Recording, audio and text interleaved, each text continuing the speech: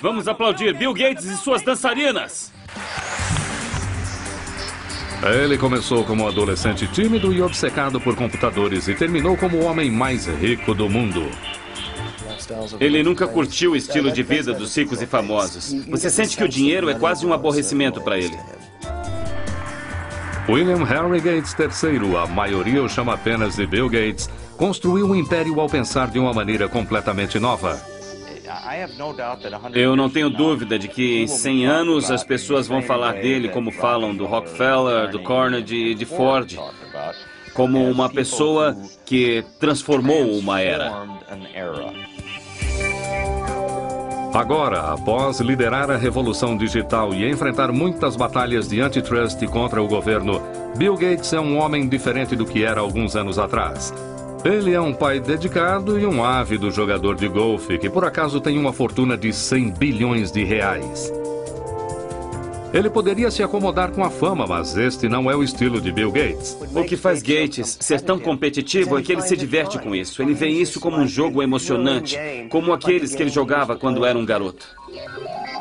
Ele é querido e respeitado, odiado e insultado, mas o que nem seus inimigos nem seus fãs podem negar é o impacto que Bill Gates causou na nossa era. Os valores que fizeram de Bill Gates um dos titãs do mercado do século XX vêm de suas raízes do Noroeste. O bisavô de Bill Gates, J.W. Maxwell, fundou o First National Bank em Seattle. Os Maxwells faziam bom uso de seus privilégios e de sua posição social, mas nunca ostentaram sua riqueza. O seu filho, Willard, que também era banqueiro, e a sua esposa, Adele, apaixonada por jogos de cartas, estavam entre os maiores líderes civis de Seattle. A sua única filha, Mary, era uma garota cheia de vida e muito inteligente, que se tornou uma líder estudantil na Universidade de Washington. Atlética e sociável, às vezes chamavam Mary Maxwell de Sorriso. Seu entusiasmo e sua energia afetavam todos à sua volta. Geralmente há um pequeno grupo que está sempre no meio da ação. Mary era uma dessas. Mary não se deixava influenciar. Era direta, charmosa, mas profundamente determinada. Foi na universidade que Mary Maxwell conheceu e se apaixonou por um estudante quieto e estudioso, Bill Gates Jr., que se tornaria um dos advogados de maior sucesso de Seattle. Quando Bill e Mary se casaram em 1951, ela decidiu desistir da sua carreira de professora para cuidar de sua família e dedicar mais tempo à caridade. O primeiro dos 3 filhos de Gates, Christy, nasceu em 1953. Depois dela veio seu irmão, Bill Gates III, nascido em 28 de outubro de 1955. Ele recebeu o apelido de Trinca. Isso aconteceu porque ele se chamava William Gates III. E os jogadores de carta na família pensam em tudo com o número 3 como uma trinca. Então ficou Trinca. A sua mãe tinha uma relação muito próxima com Bill desde o começo. Ela chegou a levá-lo às palestras que fazia como voluntária nas escolas de Seattle. Não demoraria muito até que seu filho precoce lesse enciclopédias de A a Z. Muitas vezes ele ficava horas desaparecido. E quando eu lhe perguntava o que estava fazendo, ele dizia: "Estou pensando, mãe." A família Gates dava valor a competições e o jovem Bill adorava testar a sua capacidade em atividades ao ar livre e jogos de tabuleiro. Entre os seus jogos favoritos estava Risk, cujo objetivo é dominar o mundo. E o ainda popular Banco Imobiliário, onde com um pouco de sorte, qualquer um poderia se tornar um magnata. Ele era muito competitivo com o jogo de cartas com sua irmã. Competiam para ver quem montava quebra-cabeças primeiro, corridas de esqui, velejar, de qualquer coisa. Ele queria se sair bem e ser tão bom quanto os outros competidores. Todos os verões, os Gates iam para sua casa no canal Hood, que chamavam de T-Rio. Era aqui que Bill, sua irmã caçula Libby e o resto de sua família recebiam amigos para a preparação de suas próprias Olimpíadas. Se você passasse uma noite ou alguns dias com eles, sairia exausto de tantos jogos e atividades. Era um local muito agitado. Eles eram muito competitivos, não há dúvida quanto a isso, e as crianças faziam parte disso. Não existia tédio. É a primeira exposição mundial nos Estados Unidos em 22 anos. Quando a Exposição Mundial de Seattle foi inaugurada em 1962, a família Gates correu para ver as futuras maravilhas do século XXI, inclusive tecnologia de computadores. Imaginem, se puderem, um cérebro eletrônico. Bill voltou muitas vezes para ver as exposições de alta tecnologia. Já estava claro que ele tinha um talento natural para matemática e ciências, mas ele também estava se tornando um solitário, mostrando sinais de uma rebelião pré-adolescente que o colocavam em divergência com a sua mãe. Mary e eu crescemos em famílias severas. Nossos pais eram controladores e nós pensávamos assim. E esse modelo não funcionava com Bill ou Trinca, que por volta dos 11 ou 12 anos começou a ficar muito independente emocionalmente.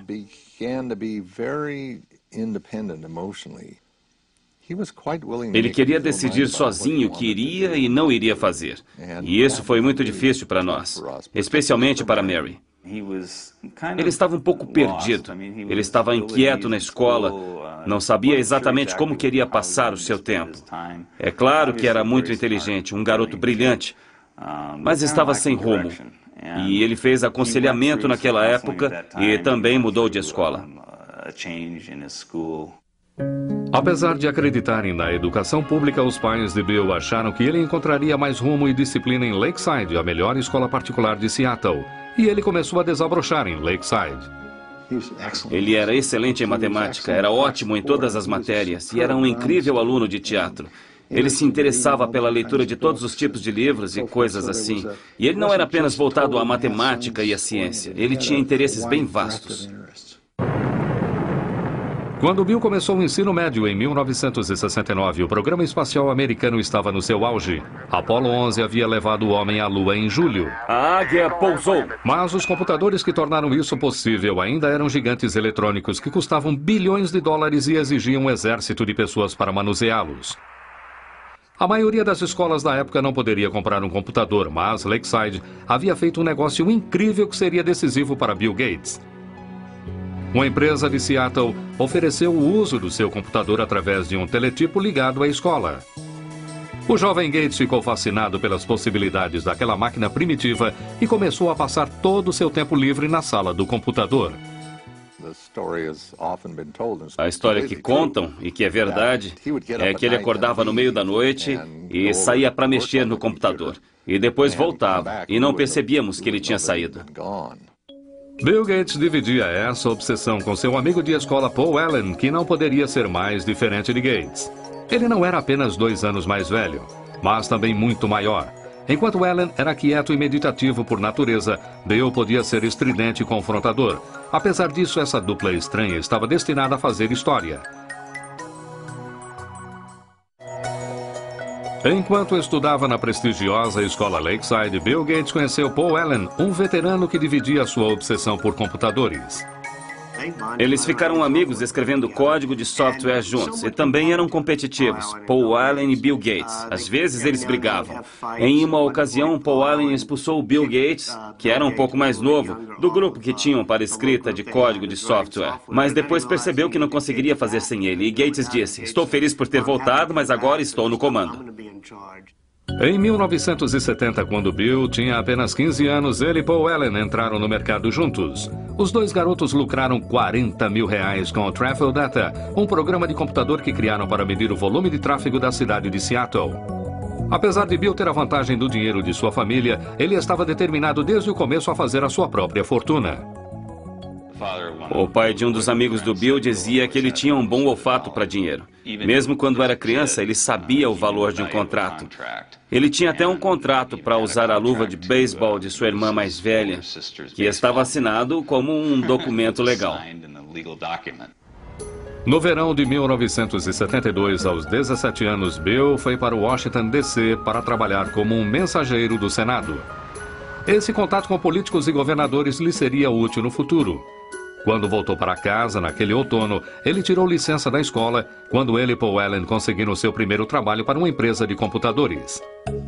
Eles começaram a falar em abrir a sua própria empresa, mas os Gates insistiam que seu filho terminasse o ensino médio e fizesse uma faculdade. A mãe dele se preocupava por ele não ser muito atirado socialmente. Bom, talvez ele fosse, mas ele tinha outras coisas em mente. E ele não era rude, não era grosseiro. Ele só seguia um caminho diferente. Mas sua genialidade tinha outros planos. Bill se formou em Lakeside em 1973 e seus pais receberam com orgulho a sua aceitação na Universidade de Harvard. Assim, ele deixou Seattle e foi para o leste, para Cambridge, em Massachusetts. Como calouro em Harvard, ele chegou a pensar em se preparar para uma carreira no direito, mas nenhum curso inspirava tanto a sua imaginação quanto seu trabalho com computadores. Bill era uma pessoa muito determinada a fazer aquilo que lhe interessava fazer. Aquilo que não lhe interessava muito, que normalmente incluía as suas matérias acadêmicas, ele tendia a levar adiante e passar apenas com talento. Eu lembro que havia um curso de introdução à literatura grega e, se me lembro bem, ele não havia feito nenhum trabalho dessa matéria o ano inteiro. Ele ficou acordado na noite anterior à prova, dormiu durante uma parte do exame e ainda assim tirou B. Não é muito surpreendente que Gates tenha dormido durante o exame. Entre as suas aulas e o tempo que passava no Centro de Informática de Harvard, ele parecia estar ligado 24 horas por dia. Ele sempre foi muito focado no que estava fazendo. Entrava no quarto, não se trocava e simplesmente deitava na cama, que, é claro, nunca estava arrumada, porque ele não tinha tempo para isso. Ele dormia com a porta aberta, todo vestido, deitava e dormia. E quando estava descansado, já estava de volta à ativa para o próximo passo. Bill descansou o suficiente para fazer grandes amizades em Harvard, mas a vida social não era sua prioridade. Ele namorava muito pouco, com níveis de sucesso variáveis. Entrevistei várias mulheres que haviam saído com o Bill e uma delas me disse que a primeira pergunta que ele fez foi: quantos pontos você fez no SAT? Não era exatamente o que uma jovem queria ouvir, mas era para ele, que havia feito 800 pontos só em matemática. Isso era um motivo de orgulho. E ele queria ter certeza de que quem estivesse saindo com ele também tivesse uma boa pontuação. Bill Gates realmente brilhava na matemática, mas, na verdade, quando ele descobriu que não era o melhor aluno de matemática de Harvard, ele desistiu de se tornar um matemático. Enquanto ele mantinha suas opções acadêmicas em aberto, ele adquiria novas habilidades fora da sala de aula. Ele passava boa parte do tempo jogando pinball, videogame e principalmente pôquer, que era algo que todos faziam muito na faculdade. Mas foi Paul Allen, um antigo colega de escola e sócio de Bill, que lhe deu o seu grande golpe de sorte. Allen havia se mudado de Seattle para Boston para trabalhar. Em dezembro de 1974, ele pegou uma revista para ler na praça de Harvard. A capa da Popular Electronics anunciava a chegada do primeiro microcomputador do mundo, o Altair 8800. Ele correu para mostrar a notícia a Bill. Gates e Allen souberam naquele dia que o computador pessoal chegou para ficar. Eles viram que aquilo teria muito poder e uma dinâmica incrível para a sociedade e reconheceram o momento. O Altair foi criado por uma pequena empresa em Albuquerque, no Novo México, não muito longe do antigo campo de teste atômico de Alamogordo. Ed Roberts, que comandava a empresa, procurava por alguém que criasse um software que rodasse no seu pequeno e exclusivo computador. Gates e Allen o convenceram de que poderiam fazer isso e trabalharam dia e noite no Centro de Informática de Harvard por 2 meses. Em fevereiro de 1975, Paul Allen foi a Albuquerque para testar o programa que ele e Gates haviam terminado. Quando carregou o Altair, com o que Bill Gates chamou de o código mais animal que eu já escrevi, ele funcionou. A importância daquele momento iria mudar Bill Gates e a indústria de softwares para sempre.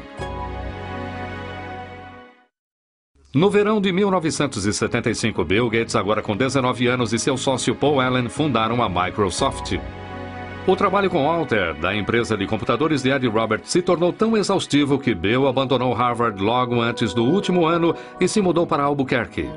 A mãe de Bill ficou decepcionada com a escolha do filho.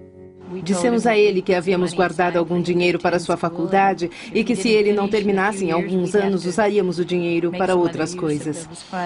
Naquele momento, ele nos assegurou que ficaria bem, que pagaria ele mesmo a faculdade, caso quisesse voltar. Bill tinha certeza de ter feito a escolha certa, mas ganhar a vida com softwares não seria fácil. O cenário do computador pessoal daquela época era de usuários que queriam dividir novas informações e softwares sem ter que pagar por isso. Foi um assunto que colocou Bill em discussão com seus colegas. Era um bando de adolescentes e estudantes que faziam algo fora do comum. E Bill não era muito popular, porque ele dizia: "Ei, pessoal, não roubem essas coisas. Nós criamos isso, é nosso." Ele era um homem de negócios no meio de um monte de nerds e hackers. Na verdade, Bill Gates chegou a escrever uma carta aos apaixonados por computadores criticando por terem feito cópias do programa da Microsoft. Ele disse: "Como a maioria dos que usam computadores deve saber, muitos de vocês roubam softwares. O hardware deve ser pago, mas o software deve ser dividido. Quem liga se as pessoas que trabalharam nisso serão pagas? Isso é justo? Mas aqueles que nos foram delatados perderão no final." Ele era visto como uma espécie de traidor e foi uma mudança, uma ética diferente da que prevalecia na época. Mas eu não sei se a indústria de softwares teria se desenvolvido como fez se alguém não tivesse se prontificado a dizer o que precisava ser dito. Bill também estava em guerra com Ed Roberts, que o considerava mimado e insolente. Os dois discordavam praticamente sobre tudo e Roberts era um adversário formidável. Ed Roberts era um homem grande, ele media cerca de 1,80 m, pesava 130 quilos, e Bill Gates, que fundou a Microsoft com 19 anos, parecia ter 13 anos de idade.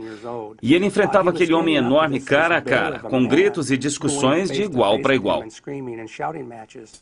Um último confronto aconteceu em maio de 1977, quando Roberts vendeu a sua empresa e Gates teve que processá-lo para ficar com o software que ele e Paul Allen haviam criado para a empresa. Gates venceu. Somos linha dura com softwares. A Microsoft se expandiu com novas linguagens de software e Gates e Allen começaram a vender seus produtos para outras empresas. No final de 1978, com as vendas beirando o marco de R$ 2 milhões, eles mudaram a Microsoft de Albuquerque para Seattle. Bill estava feliz por estar de volta e se dedicou para promover a empresa em sua terra natal. Sempre criamos pensando no futuro. Nossa equipe está sempre à procura das últimas tecnologias em hardware e software. Bill Gates era um verdadeiro gênio do marketing da Microsoft. Desde o começo, era ele quem pegava a estrada para tentar vender a sua empresa e o seu software. E muitas vezes ele levava a mãe com ele nessas viagens. A mãe de Bill era muito respeitada e cheia de contatos e ela exerceu um papel fundamental no início de sua carreira. Mary fazia parte de muitos conselhos diretores, além do da Universidade de Washington. Ela estava entre os diretores da United Way. E também na diretoria da United Way estava o presidente da IBM. E foi assim que seu filho conheceu o presidente da IBM, através dela. Como seria o computador ideal para sua casa?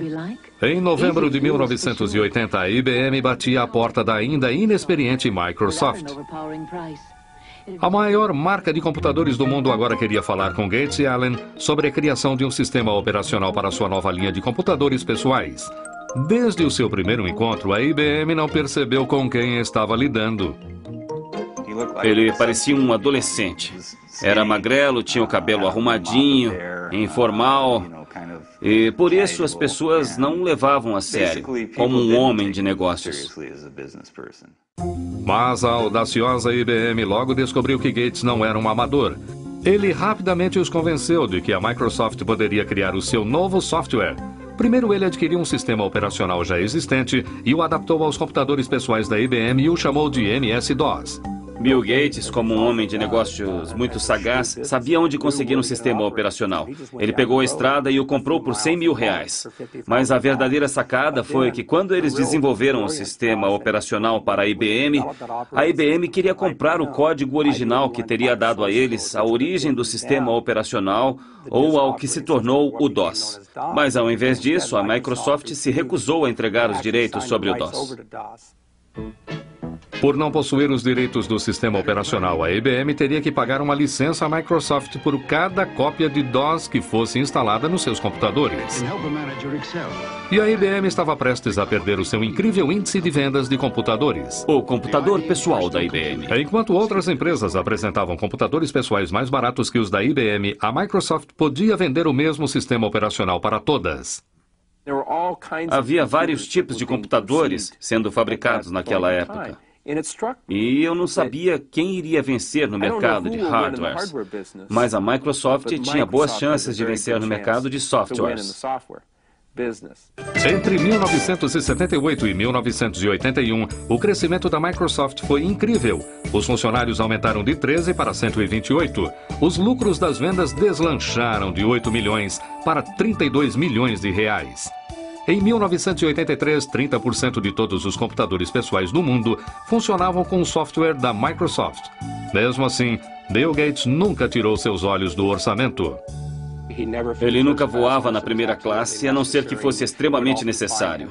Era comum vê-lo na classe econômica com um cobertor sobre a cabeça tentando dormir. Os seus pais lhe ensinaram muito bem, desde o começo, o valor do dinheiro e do trabalho pesado. E isso refletiu mais tarde na sua vida. Não apenas na maneira como comandava a sua vida pessoal, mas a Microsoft. O meu nome é Bill Gates, eu sou presidente da Microsoft. O começo dos anos 80 foi uma época excitante para essa indústria comandada em geral por pessoas com menos de 30 anos. A Microsoft começou a criar softwares para empresas inovadoras, como a Apple e o seu guru Steve Jobs. O seu computador e software Macintosh foram considerados por muitos como os mais geniais da indústria e como um marco para o futuro. Para se criar um novo padrão, é preciso de algo muito inovador e que capte a imaginação das pessoas. E o Macintosh, de todas as máquinas que eu já vi, é o único que alcança esse padrão. Mas logo, Microsoft e Apple travariam uma batalha sobre os direitos da próxima geração de softwares. Bill Gates também estava prestes a receber notícias que abalariam a Microsoft em sua base.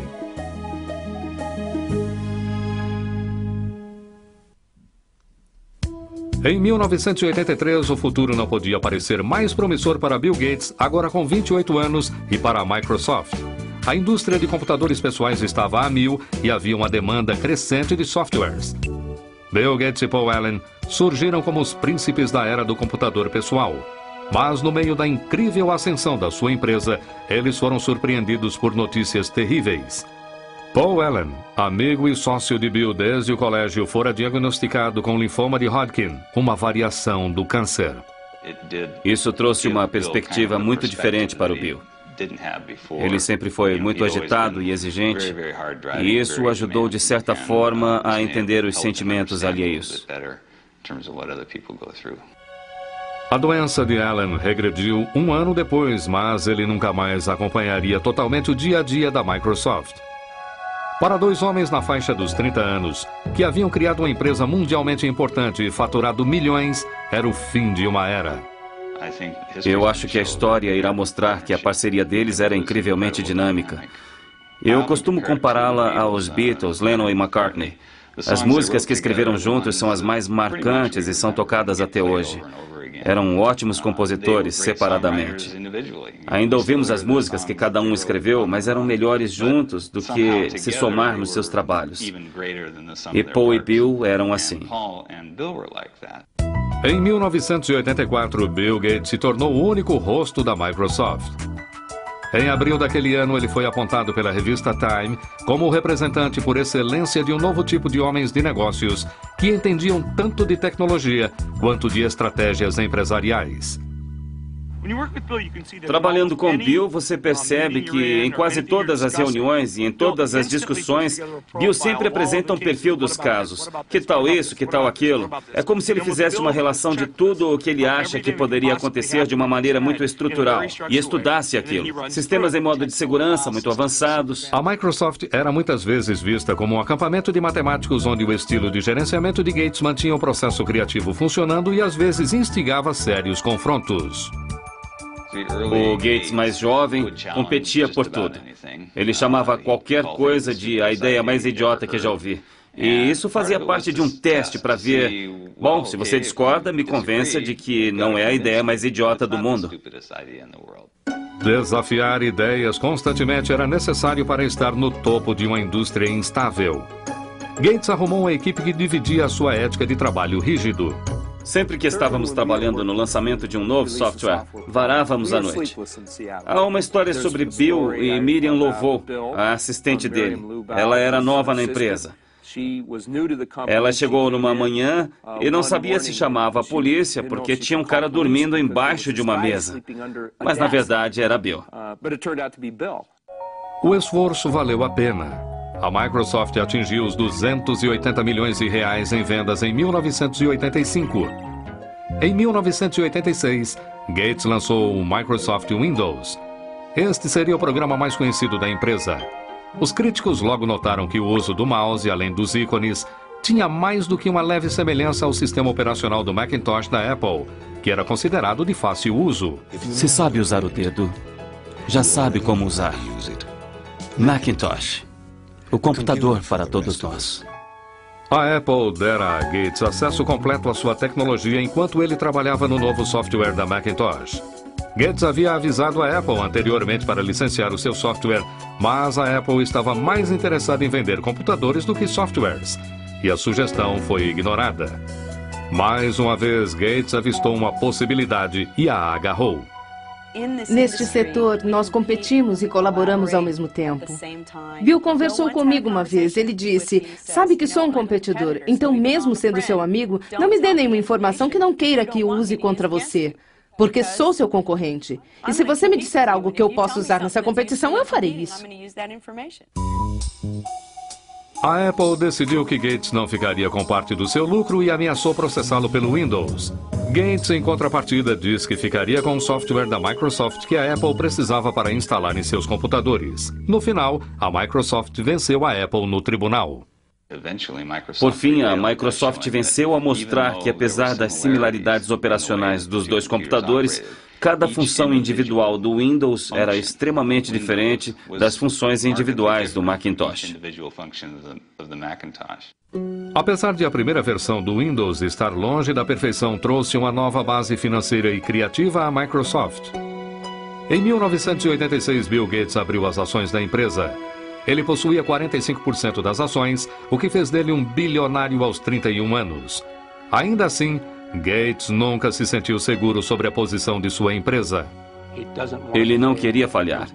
E quando você tem essa preocupação, quando você está sempre de olho no seu retrovisor para ver quem está tentando sabotar a Microsoft, num certo dia isso o consumiu. E isso, sem dúvida, fez dele o ser humano mais competitivo da indústria de computadores pessoais. E ele é guiado por uma energia incandescente. Gates também ganhava a reputação de ser cruel e algumas forças poderosas começaram a se colocar contra ele. Agora que os PCs haviam decolado, a IBM havia decidido modificar o seu sistema operacional para substituir o DOS, que era licenciado à Microsoft. Ele foi chamado de OS/2. Estávamos preocupados em saber se aguentaríamos o baque, por assim dizer, ainda mais por ser uma verdadeira pancada. A IBM era uma empresa muito poderosa, com muitas equipes de software, com muito dinheiro e com muito potencial para tirar a Microsoft do mercado operacional. Ironicamente, a Microsoft teve o seu papel no desenvolvimento do OS/2, mas Bill Gates não pensava em desistir do seu próprio software. Ele decidiu arriscar a fortuna da sua empresa e a sua própria reputação com o software Windows, para que a sua equipe continuasse a trabalhar, mesmo que isso significasse perder a IBM, o seu maior cliente. Em 22 de maio de 1990, a Microsoft lançou o Windows 3.0. Essa versão nova e aperfeiçoada logo se tornou campeã de vendas. No final das contas, o OS/2 não conquistou o mercado, deixando para a Microsoft o monopólio dos sistemas operacionais de PCs. Agora, a Comissão de Comércio Federal começava a receber reclamações de que Gates estava usando seu domínio sobre os sistemas operacionais para acabar com a concorrência, diminuindo o preço dos produtos da Microsoft. Parecia que o presidente conciliatório da Microsoft estava ganhando uma imagem de predador. Bill Gates não é um homem bruto. Ele só precisa vencer. Podia até ser uma vitória feia. Não importa. É sempre uma vitória. Os preços predatórios não eram a única acusação atribuída à Microsoft. Em 1993, o Departamento de Justiça deu início a uma nova investigação. Gates teria de enfrentar um de seus maiores oponentes, o governo dos Estados Unidos. Em 1993, Bill Gates e a Microsoft estavam mais uma vez sob investigação pelo Departamento de Justiça americano. Eles avaliavam queixas de que a Microsoft estaria cobrando as licenças das marcas de computadores com base no número de computadores vendidos, incluindo aqueles que não utilizavam o software Windows. Eles fizeram com que os fabricantes de computadores pagassem pelo software da Microsoft, mesmo que não fossem instalados em seus computadores. E, como consequência disso, impediram a entrada de concorrentes no mercado. O Departamento de Justiça acusa a Microsoft, a maior empresa de softwares do mundo, de utilizar práticas ilegais de marketing de quebras de contratos. Em julho de 1994, a Microsoft concordou em cancelar as cobranças em questão e o Departamento de Justiça arquivou o caso. Gates nunca iria admitir que a Microsoft houvesse monopolizado o mercado, alegando que apenas fornecia softwares melhores por preços mais baixos. Não somos como crocodilos, não saímos por aí comendo coisas. Nós inventamos essas lindas caixinhas, esses belos pacotes de software que você instala no seu computador e ou você se diverte usando e isso te ajuda a fazer as coisas ou não. Mas não era tão simples assim para os investidores. As sondagens do governo e as brigas com a IBM e com a Apple fizeram com que o valor das ações da Microsoft caísse. Agora, havia mais pressão do que nunca para o lançamento da próxima versão do Windows. Gates encontrou maneiras criativas de aliviar a tensão. Ele apareceu nos comerciais da sua empresa com a maior arma da Microsoft, Steve Ballmer. Muitas vezes ele fazia entradas dramáticas para promover a sua empresa em convenções de software. Uma vez chegou vestido de Sr. Spock, de Jornada nas Estrelas. Gates também fundou o Microgames. Essa gincana para funcionários da Microsoft é uma reminiscência dos seus jogos de criança no canal Hood. Era como um acampamento de verão para adultos. Todos iam para a casa dele. Ele passava meses pensando quais seriam os jogos. Era como um mestre de cerimônias. Ele montava as nossas equipes com muita atenção à dinâmica das equipes e como poderíamos interagir. Nós tínhamos de participar desses jogos como os de um acampamento de verão. E eu conheci Melinda em um desses jogos. Melinda era uma moça de 28 anos formada com um MBA na Universidade de Duke. Ela havia trabalhado como executiva da Microsoft por muitos anos. Estava cada vez mais claro para a família de Bill e seus amigos que ela era a mulher com quem Gates, aos 37 anos, decidira passar o resto de sua vida. Ele namorou Melinda por bastante tempo antes de se casarem, e eu os acompanhei com o passar dos anos. Eles sempre pareceram ter uma relação especial, um nível de intimidade, de conexão intelectual que soltava faíscas. Ela é realmente uma pessoa maravilhosa, é perfeita para ele. É muito inteligente, organizada, ela o apoia e se interessa por sua família e por uma boa convivência familiar. Bill e Melinda se casaram em 1º de janeiro de 1994 no Havaí. Uma noite antes da cerimônia, Bill havia preparado uma serenata especial para Melinda. Ele fez Willie Nelson cantar na noite anterior ao seu casamento e foi uma grande surpresa. Bill se levantou e disse: "Eu amo Melinda e gostaria de cantar umas músicas para ela nesta noite, mas como eu não canto muito bem, pedi a um amigo que viesse cantar para nós." Em Melinda, Bill encontrou uma parceira que lhe dava o tipo de felicidade pela qual ele sempre procurou e alguém que entendia as demandas do seu trabalho. Mas apenas meses após o seu casamento, a alegria que Bill dividira com sua família se transformaria em desgraça.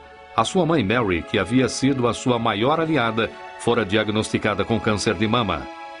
Ela morreu na manhã do dia 10 de junho de 1994. Bill correu para casa para ficar ao lado de sua mãe. Quando ele chegou em casa naquela noite, ele havia sido parado pela polícia no caminho, porque estava correndo. E é claro, o policial o reconheceu. Não era a primeira vez que era parado por correr, aliás. E o guarda olhou para ele e perguntou o que estava acontecendo, porque ele disse: "Eu estava sentado e as lágrimas corriam pelo meu rosto." E o policial disse: "E então?" E ele disse para o policial: "Eu sinto muito, a minha mãe acabou de morrer." E o policial disse: "Vá em frente, mas por favor, vá mais devagar." Então ele foi profundamente afetado pela morte da mãe, como todos nós, é claro. Nos anos seguintes, Bill passou a dar continuidade ao trabalho de sua mãe de criar uma fundação filantrópica para desenvolver grandes projetos nas áreas de saúde e de educação. Mas nem mesmo toda a sua riqueza e poder o protegeriam da crise que ele e a Microsoft teriam pela frente. Em 1995, Bill Gates, agora com 39 anos, estava estabelecido em uma nova vida de homem casado. Com a sua esposa Melinda, ele tirou férias para explorar o mundo da África até a China. Parecia agora que Bill Gates realmente tinha tudo. Este é um homem tão bem sucedido que o seu chofer é Ross Perot, senhoras e senhores. Vamos aplaudir Bill Gates e suas dançarinas. 1995 também foi um ano de merchandising para a Microsoft. O Windows 95 foi apresentado ao som de trombetas. O apresentador do Tonight Show, Jay Leno, fez uma propaganda rasgada do novo software. O Windows 95 é tão simples que até um apresentador pode entender. Claramente, Gates ainda era o melhor vendedor da Microsoft, mas daqui para frente não seriam apenas negócios para o chefe. Em 26 de abril de 1996, Bill e Melinda deram boas-vindas à sua primeira criança, uma menina chamada Jennifer. Ele ama aquela garotinha. É algo lindo de se ver. É muito gratificante para um pai ver seu filho ter o mesmo sentimento pelos filhos dele, assim como eu sentia por ele e suas irmãs. Então, é muito gratificante. Um ano após o nascimento de sua filha, Bill mudou-se com sua família para uma casa dos sonhos de 108 milhões de reais. Além dos quartos, havia uma biblioteca que abrigava um caderno de Leonardo da Vinci, pelo qual Gates pagou mais de 60 milhões de reais. Apesar de a casa servir para muitas funções empresariais, para a família Gates era apenas o seu lar. É uma casa muito familiar e aconchegante. Eu me lembro da primeira vez em que fui até lá, depois de completamente terminada, andando pela casa e vendo motocas de brinquedo por toda parte e coisas assim. Não é uma casa antisséptica, onde você tem medo de tocar qualquer coisa ou de se sentar. Enquanto a vida pessoal de Bill Gates se completava, a sua vida profissional ia se tornando frustrante. Em 1997, ele descobriu que estava muito atrasado no estrondoso mercado da internet. Uma empresa chamada Netscape estava dominando as vendas dos navegadores da internet, os softwares necessários para ter acesso aos sites. Gates, para diminuir essa diferença, decidiu incluir o Explorer, o seu navegador, em todas as cópias do Microsoft Windows. Muitos viram isso como uma jogada suja para eliminar o seu maior rival. Se a Microsoft optou por causar prejuízo à Netscape ou qualquer outro concorrente, então o consumidor não pode fazer uma escolha justa. E quando o consumidor não faz uma escolha justa, o mercado não funciona efetivamente. Em 1998, Gates foi chamado ao Senado, onde já havia trabalhado como mensageiro e sido acusado de gerenciar um monopólio ilegal. Eu espero que o meu testemunho ajude esta corte a solucionar este caso. Isso seria melhor para os consumidores e para a indústria. E é por isso que eu estou aqui. Obrigado. O Departamento de Justiça do presidente Bill Clinton, além de outros 19 estados, processaram a Microsoft por antitrust. Foi o maior processo dessa categoria que já existiu na história da indústria de computadores. A Microsoft tem o poder hoje de exercer um controle predatório e exclusivo sobre os meios que utilizamos para acessar a internet. Seria como a General Motors ter o poder de ditar que tipo de gasolina você deve colocar no seu carro, ou qual rodovia você deve usar, ou até como chegar a essa rodovia. Em 2000, um juiz federal decidiu que a empresa deveria se dividir em duas. Após mais de 2 décadas de sucesso irrefreável, este foi um grande abalo para Bill Gates. O julgamento de antitrust afetou Bill Gates profundamente. Ele ficou muito sensibilizado com as acusações de que ele seria petulante, de que era arrogante, de que não respondia todas as perguntas com honestidade e de que estaria tentando dificultar o trabalho dos promotores. O processo antitrust durou 4 anos e custou milhões de dólares à Microsoft por honorários legais. Por fim, em 2002, o Departamento de Justiça, sob o comando do presidente George Bush, ofereceu à Microsoft um acordo favorável. Seria um momento de fúria para os detratores da Microsoft e um momento triunfante para Bill Gates e sua empresa. Durante o processo por antitrust, Bill Gates surpreendeu a todos ao deixar o cargo de presidente da Microsoft e se dividir entre a presidência e o cargo de arquiteto-chefe de softwares. A vaga de presidente ficou para o seu velho amigo de Harvard, Steve Ballmer. Eles eram velhos amigos e Gates realmente só queria ser o homem das ideias. Ele queria dar um passo para trás. E foi isso que ele fez. E isso funciona muito bem hoje. Foi difícil para ele abandonar a sua cria, mas ele se acostumou. Na última década, Bill Gates esteve em uma missão: dividir a sua riqueza. Em 2000, ele abriu a Fundação Bill e Melinda Gates, que gasta centenas de milhões de reais todos os anos com computadores, vacinas e medicamentos para os mais necessitados. Os mundos dos ricos e dos pobres são muito separados. A conscientização da crise da AIDS e das intervenções efetivas que podem ser tomadas é muito defasada. Chegou a hora de mudarmos tudo isso. Ele já disse publicamente que não deixará sua vasta fortuna para seus filhos. O que o Bill Gates disse é que irá doar, antes da sua morte, 90% da sua fortuna. Bill Gates se tornou um ícone mundial. O seu segundo livro, A Empresa na Velocidade do Pensamento, foi publicado em 25 idiomas e está disponível em mais de 60 países. Em 2004, a revista Forbes o classificou como a pessoa mais rica do mundo pelo 11º ano consecutivo. O seu patrimônio líquido de 100 bilhões de reais lhe proporciona algum tempo para se divertir, mas não muito. A indústria está sempre mudando. É o jogo perfeito, porque nunca tem fim. Você não pode sentar e relaxar. Apesar de tudo, William Henry Gates III se manteve o mesmo competidor de sempre. Pensando no futuro, esse visionário investe muito de sua energia em expandir a Microsoft para territórios globais, como o Oriente Médio e a China. Enquanto isso, Gates e a Microsoft estão focados em aperfeiçoar o seu software para combater vírus e spams. Dizem que o próprio Gates recebe 4 milhões de e-mails de spams todos os dias. Independente de como será lembrado, um barão da indústria, um filantropo ou simplesmente como o cara que tirou as maiores vantagens, ninguém pode negar que ele mudou a maneira como o mundo opera e se diverte. Quando os biógrafos e historiadores se voltarem à história do século XX, Bill Gates irá aparecer como o melhor homem de negócios do nosso século e a Microsoft como uma das melhores empresas do século XX. É impressionante o que essa empresa foi capaz de fazer em tão pouco tempo. Esta é uma das maiores histórias de sucesso do século XX. Distribuição Logon Editora. Versão brasileira.